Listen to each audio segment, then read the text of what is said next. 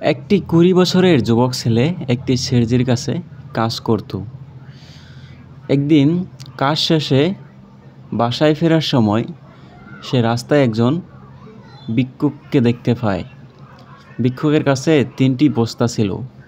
ভিক্ষুক ৩টি বস্তা নিয়ে এক শহর থেকে আরেক শহরে যাচ্ছিল। সেই সময় সে রাস্তা দিয়ে হেঁটে যাওয়ার সময় ভিক্ষুকটি তাকে ডেকে বলল,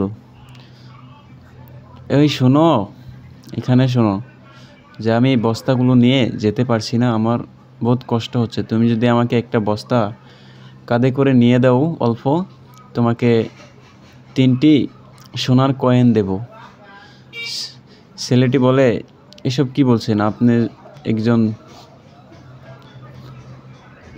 বয়স্ক মানুষ, আপনার কাজ করাটা আমার দায়িত্ব। তাই একটি বস্তা নিয়ে এসে চলতে শুরু করে। অনেক সময় চলার পরে রাস্তার সামনে একটা নদী পড়ে যায়। তখন সে বলে, ২০ বছরের ছেলেটি বলে যে নদীটা তো আমাদেরকে পার করতে হবে, চলুন আমরা নদীটাকে পার করলেই সামনে আমরা গ্রাম পাবো। তাই তখন ভিক্ষুকটি বলে যে আমার কাছে তো ২টো বস্তাগুলো অনেক ভারী, আমি নিয়ে যেতে পারছি না। তাই তুমি যদি আরেকটি বস্তা এগিয়ে দাও নিয়ে, তাহলে আমি যেতে পারবো। যদি তুমি আরেকটি বস্তা নিয়ে দাও তাহলে তোমাকে আরও ৩টি সোনার কয়েন দেব। তখন সে জিজ্ঞেস করে, এই প্রথম বস্তাটা যে আপনি দিলেন এটাতে কি আছে? সে বলল, কিছু পরিমাণে তামার কয়েন রয়েছে। তারপর বলল যে দ্বিতীয় বস্তাটি, এটাও তো দেখছি অনেক ওজন, এখানে কি রয়েছে? এখানে রয়েছে, ফকিরটি বলল, এখানেও রয়েছে চান্দির কয়েন রয়েছে এখানে। তাই এই ২টো বস্তা সে মাথায় নিল এবং ভিক্ষুকের কাছে একটি বস্তা রয়ে গেল। তারা নদীটা পার করলো। নদীটা পার করার পর অনেক সময় হেঁটে হেঁটে যাচ্ছিল, আর যুবকটা মনে মনে ভাবছিল, তার কাছে এতগুলো সামান এলো কোথা থেকে? সে তো ফকির, সে তো কোনো ব্যবসাও করে না। আর যদি ব্যবসাই করতো তাহলে সে হেঁটে যাচ্ছে কেন? সে তো গাড়ি করে যেতে পারতো। নিশ্চয় এই সামানগুলো সে কোথা থেকে চুরি করে এনেছে। তাই বলে সে এটা ভেবে বলল যে আমি যদি এগুলো নিয়ে যাই তাহলে তো হয়তো ভালোই হবে। তখন সে এটা ভাবতে ভাবতে সামনে একটা পাহাড় পড়ে যায়। এই পাহাড়টাকে তারা পার করলে তারা শহর পেয়ে যাবে। সেই সময় সে পাহাড়ে ওঠার জন্য বলল যে বাবা, আমি তো এই বস্তা নিয়ে আমি তো পাহাড় পার করতে পারবো না, তাহলে এই বস্তাটাও তোমাকে নিয়ে যেতে, দেখো পড়ে যাতে না যায়, পড়ে গেলে কিন্তু আবার সবগুলো বস্তু শেষ হয়ে যাবে। তখন সঠিকভাবে নিয়ে যেতে হবে। তুমি যদি এই বস্তাটাও সাথে নাও তাহলে আরও 3টি কয়েন তোমাকে দেওয়া হবে। তখন ছেলেটি মনে মনে ভাবলো যে ঠিক আছে, 3টি বস্তায় তিনি নিল এবং পাহাড়ে উঠতে শুরু করলো। আর ফকিরকে বলতে লাগলো যে আপনি কোথা থেকে এসেছেন? তখন বলল সে একজন ফকির। তারপর সে মনে মনে চিন্তা করলো, তার কাছে তো কখনো পয়সা আসার কথা না, যদিও তার কাছে এসেছে। আর 3য় বস্তাটির কথা জিজ্ঞেস করলো ফকির বাবাকে। ফকির বলল এই বস্তাতে সোনার কয়েন রয়েছে, প্রচুর পরিমাণে সোনার কয়েন রয়েছে, তাই এটাও ভারী। এই বস্তাটাও মাথায় নেওয়া তোমার, তুমি যখন নিয়ে এসো তখন নিয়ে যাও, ভালো করে নিয়ে যেতে হয়। তখন সে নিয়ে গেল আর ভাবতে লাগলো যে আমি পাহাড় পর্যন্ত উঠলাম, উঠে যেখানে নামার সময় হবে তখন আমি এই 3টি বস্তা নিয়েই ফকিরের কাছ থেকে পালিয়ে যাব। সে মনে মনে এই চিন্তা করে বসলো। এই চিন্তা করার পর সে পাহাড়ের উপর উঠে এখানে কিছু সময় বিশ্রাম করলো।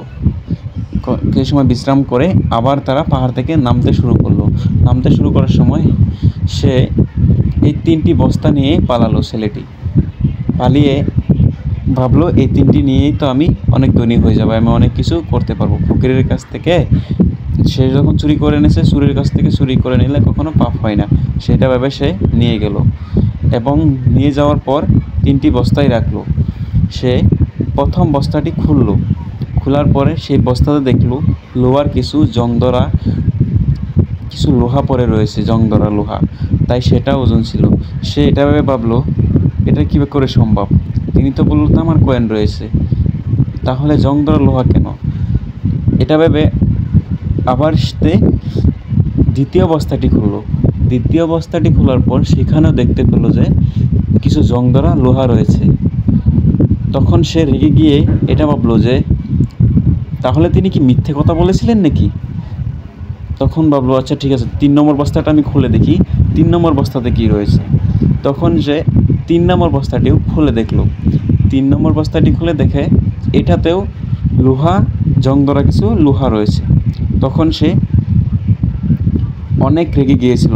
রেগে যাওয়ার পর সে আবার ভিখারির কাছে ফিরে যায়। ওই ভিক্ষুকের কাছে গিয়ে বলে যে আপনি বললেন এই 3টা বস্তাতেই একটা চাঁদির কয়েন রয়েছে, একটা সোনার কয়েন রয়েছে, আর একটা তামার কয়েন রয়েছে, তাহলে এই বস্তাগুলোতে আমি এখন দেখছি জংধরা লোহা রয়েছে।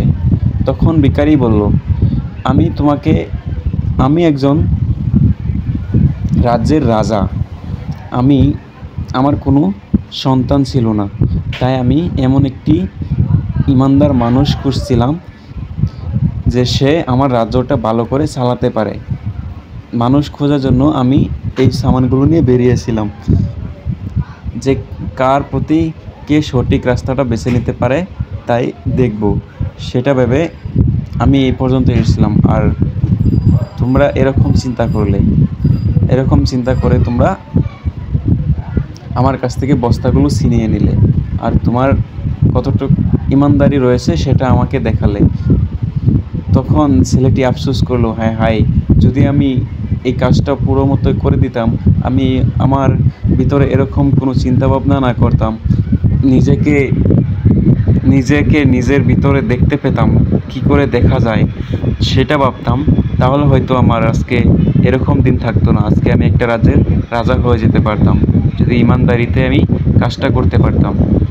তাই বন্ধুরা, তোমাদের কি বলি, তোমরা কখনো লোভে পড়ো না এবং সবসময় সঠিক পথটি বেছে নিও। ইমানদারিতে যে পথে চলবে সেটাই হবে তোমাদের সঠিক পথ। কাউকে ঠকিয়ে নয় এবং কাউকে জিতিয়ে নয়, সবাইকে সমান চোখে দেখে সমান চোখে চলাটাকে সঠিক পথ চলা আমরা বলতে পারি। সো আজকে এই গল্পটা কেমন লাগলো?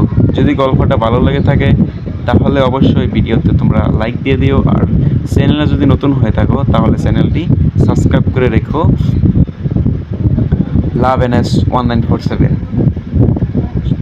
সো আজকে এই পর্যন্তই রাখলাম। ধন্যবাদ সবাইকে।